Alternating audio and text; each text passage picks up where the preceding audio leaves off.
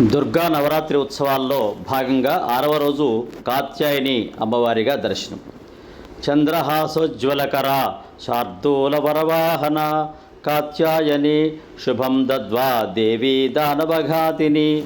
కాత్యాయన మహర్షి మొదట ఈ అమ్మవారిని పూజించాడు కావున అమ్మవారికి కాత్యాయని అనే పేరు వచ్చిందని పురాణ కథ. అతని ఇంటిలో పుట్టారని మరో కథ కూడా ప్రాచుర్యంలో ఉంది. ఈమె చతుర్భుజి, ఎడమ చేతిలో ఖడ్గాన్ని పద్మాన్ని ధరిస్తుంది.